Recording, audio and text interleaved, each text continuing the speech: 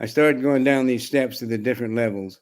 I just figured it's time to pray. We need some heavy duty help here. So I prayed, Lord, she has no choice in it right now, but you do. And we do too. And if you give us the initiative to do what we're supposed to do and just lead us to her, and we'll take her home and everything will be fixed. And then I stopped on the sidewalk on the bottom and I was looking up the street and I turned around and looked, and your head was probably about where that sink thing is, looking straight at me. Have you ever found yourself struggling in the midst of life thinking, this is not what I had planned or hoped for? Well, then you are not alone, my friend. Life has its ups and downs, no matter how well we thought we planned things out. Welcome to the Redeemed podcast, where we will encourage others through personal experience, even when life does not go the way we planned it. Through various interviews, you will hear amazing stories of lives being transformed, even in impossible situations. My name is Lauren Burns, and I am the host of the Redeemed podcast. Have you ever had someone make a huge impact in your life? It changed your life forever. Well, I can say I've had more than one person make a big impact on my life. I've had several. And today I get to interview JD Roberts. JD had a long military career, and at the age of 7, he came into my life. He said yes to a mission that had nothing to do with the military, but his expertise is what we needed.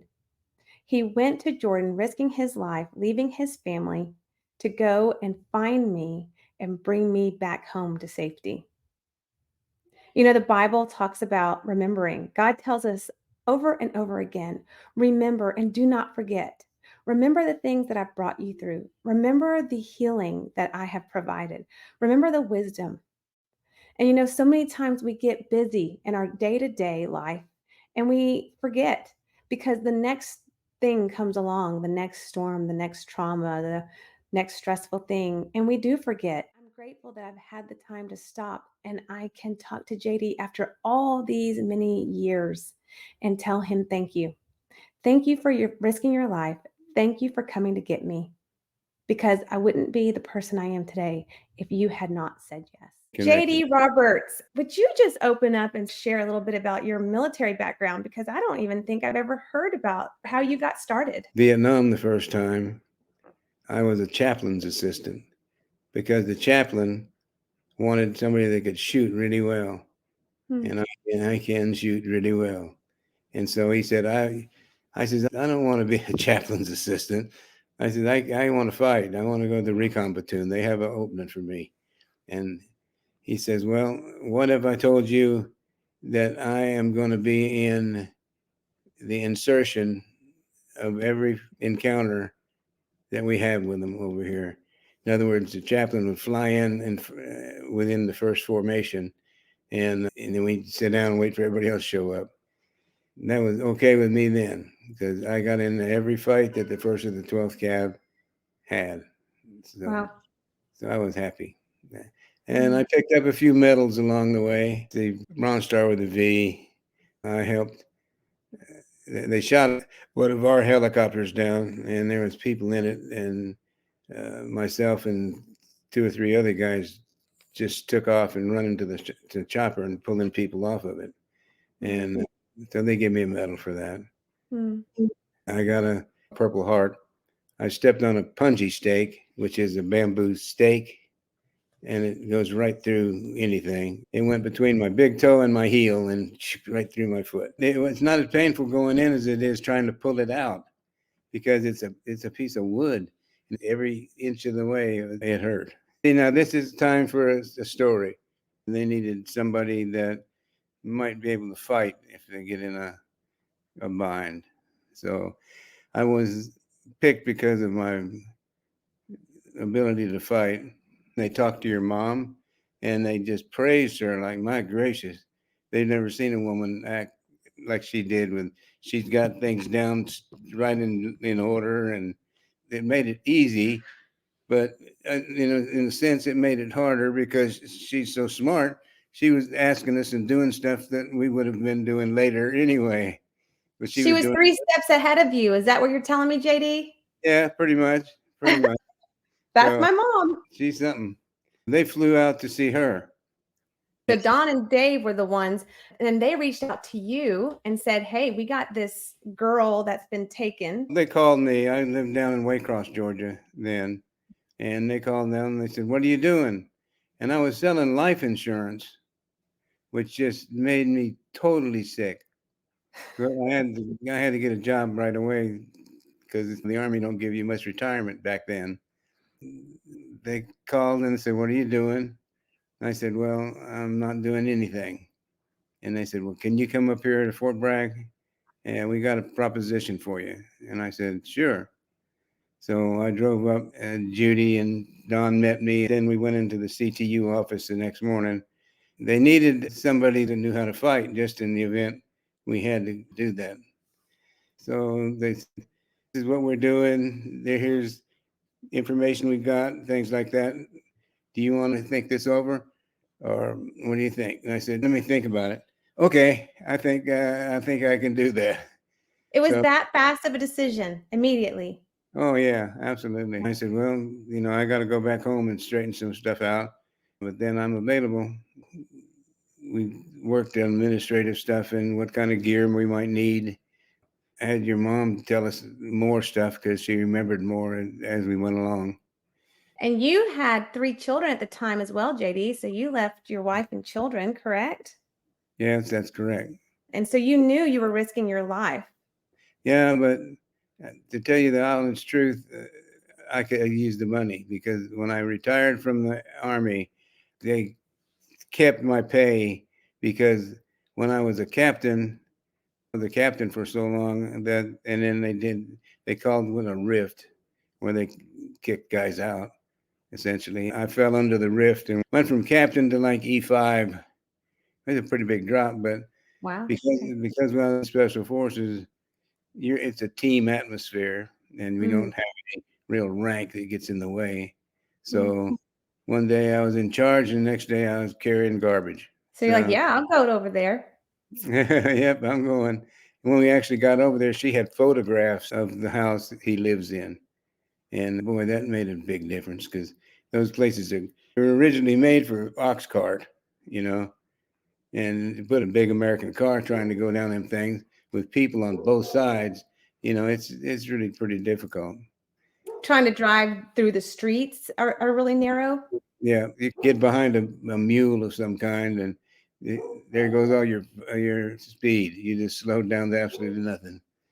I had Sally and 3 children. The position of army wife, which is really high, right?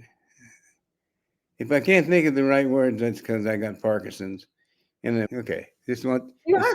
just want the audience to know that. Anyway, yes, nobody wants to split the family up. That's the hardest thing to do. But in the special operations atmosphere, you're almost closer to your team than you are your home people because you train.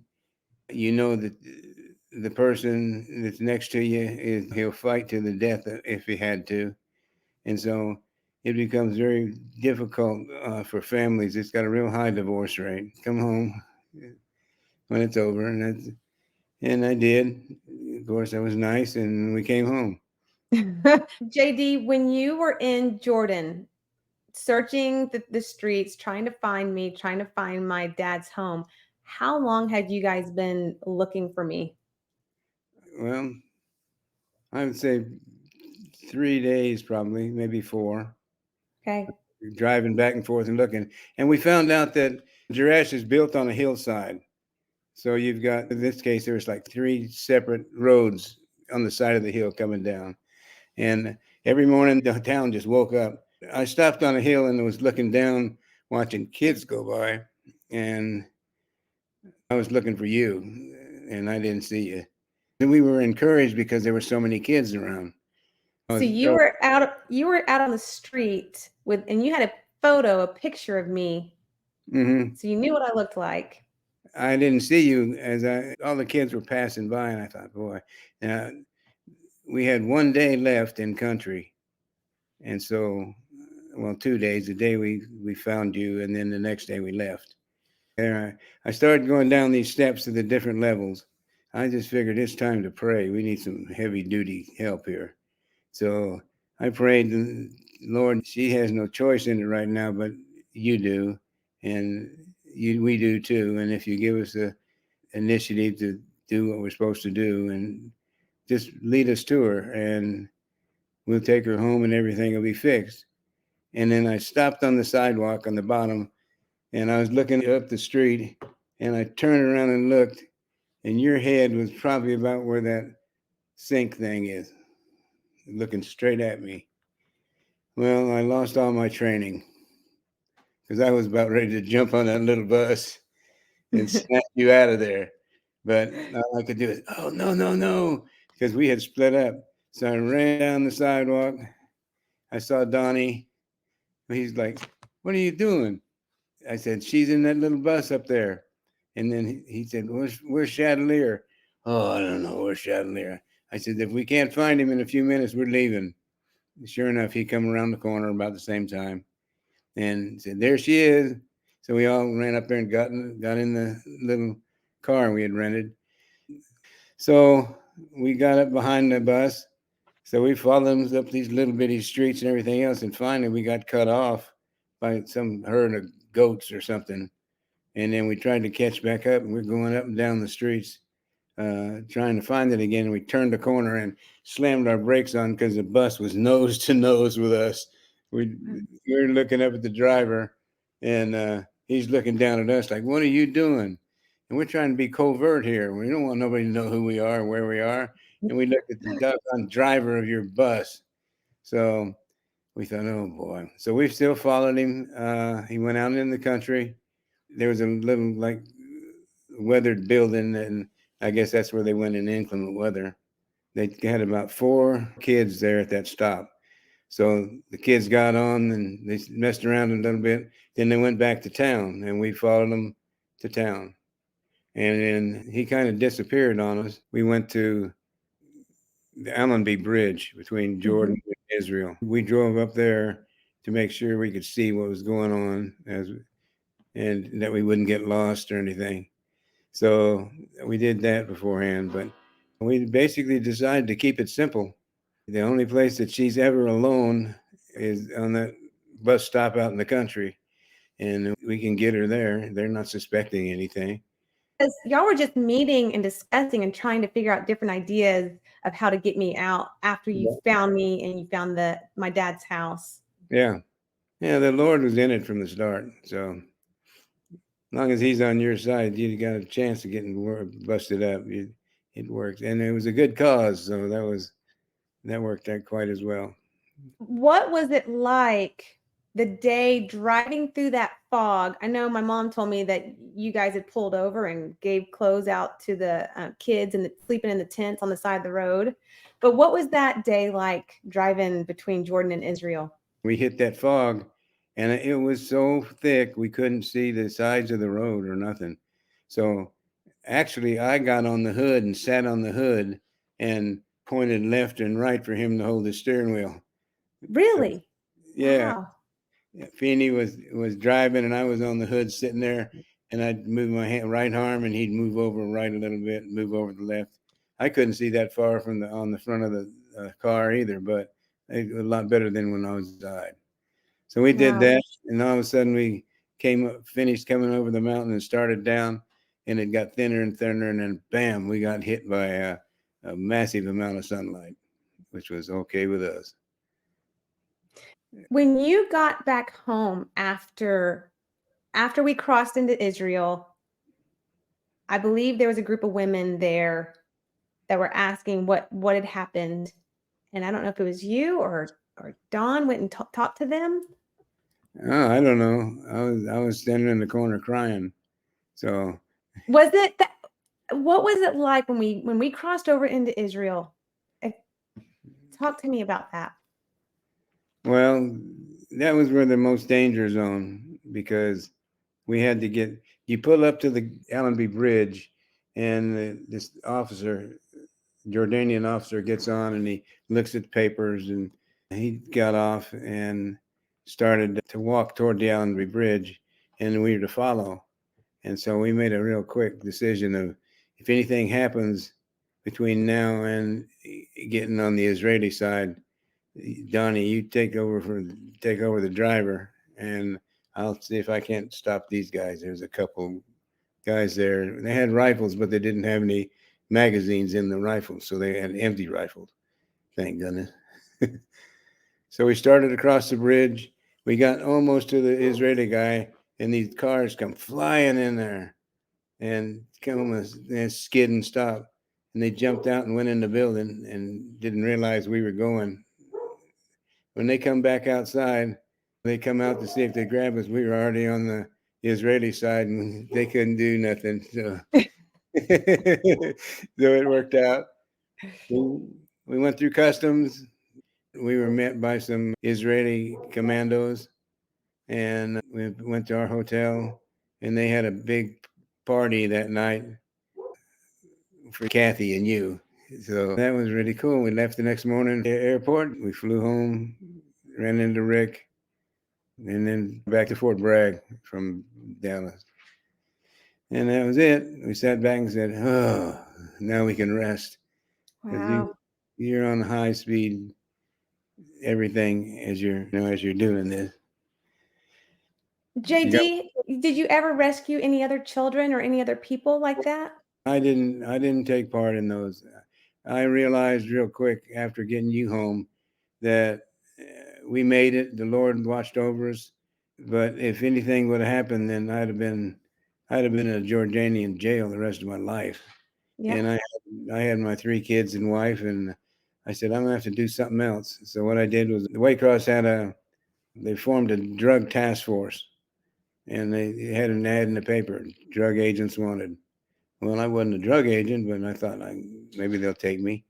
So I went in there, and they said, go down the end of the hall in that office and talk to the guy that's in there.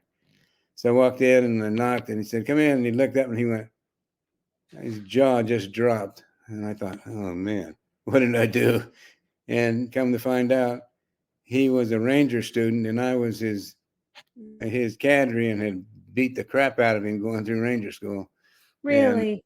yeah, and he said, what are you doing? I says, I'm looking to join the task force. He said, you're kidding. You a cop? And I said, no, I'm not, but I bet I can be. Wow. Yeah. And about the same time, I was sitting in somebody's office, and I saw uh, what they send out for job applications for the government. This was for a job as a weapons instructor for the federal government. And I thought, how great is that? Mm-hmm. And so I went and filled that out, sent it in, and the guy, the head of all the administration, gave me a call, and he said, you need to come see me. He said, you've got a great resume here, but when they ask you a specific question, you can't put down that's classified. Oh, because you wrote that for everything? That's what I put down. How long did you do this? That's classified. So Yeah. he says, listen, you can't do that. You're not going to go to jail or nothing. You're not giving any trade secrets. Can you get 25 people in a circle and teach them how to shoot a gun? And they called me, a few weeks later and said, can you come over? You made the grade. So I immediately left the drug task force and went to FLETC. And And Letzi was the instructor, weapons yep, instructor? Okay. yep, yep. That's it. I signed in there and became a weapons instructor. And then after like a year and a half or so, I left the firearms department and went into the tactical division, teaching how to do raids and all that kind of stuff. What has God taught you through all the things that you've walked through and the way you've seen him show up and provide? Well, first of all, is the comfort of knowing He's with you, because He's there. He's there all the time. And also, you look at some of the things that happen in people's miracles. Wow. That's very powerful. I always, when I was looking to do a new job or move or something like that, I'd always just tell the Lord, open the door if that's where I should be. I've been so fortunate because I've hardly have I been anywhere, maybe a couple of times that I didn't want to be there. I know praying is a comfort thing. It's between you and God, and nobody can laugh at you, nobody can criticize you. But this was kind of neat too because Chandelier and Feeney both are religious guys. Everybody thinks if you're a special operator, you drag your knuckles on the ground and growl. But Mm. you got more Christians in special operations than you do in the regular units. Well, and JD, that was one thing that was amazing to me is not only did God put amazing expert military men in my mom's life to help go get me, but you all believed in Jesus and you have faith and you pray. So it was just God ordained in the every single part of my story. There's no doubt about it. Yeah, Um, absolutely. and to Absolutely. have the honor to talk to you all these years later and to, I remember calling you my hero when I was 7, 8 years old, but call you my hero again because you are, and Don and Dave, and to have that honor to talk to you guys now, all these years later, because of you, I'm a mom and I have a career and I have a wonderful husband. I don't know if I would have said that if God didn't step in and you guys didn't answer his calling. Well, that's true. That is absolutely the truth. It just worked out.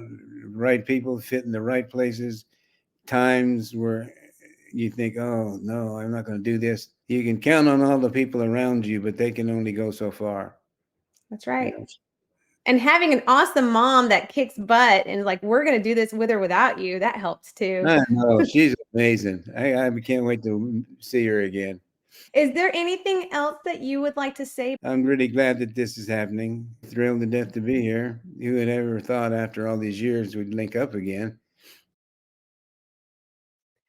I hope that you enjoyed that interview with JD Roberts. A great treasure. And I hope it's a reminder that if you have people in your life that have been a huge impact, it doesn't matter how long it's been since you've talked to them. Pick up the phone, reach out to that person, and let them know how much they mean to you and how they changed your life.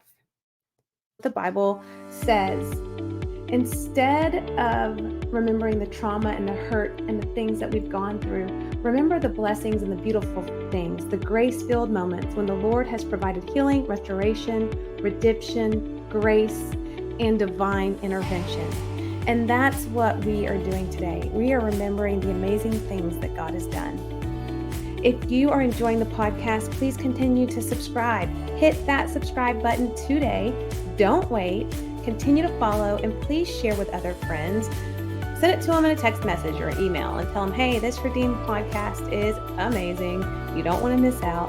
Follow me on Instagram at lburnspt, or you can find me on Facebook at Lauren Redeemed. I hope you have a fantastic day.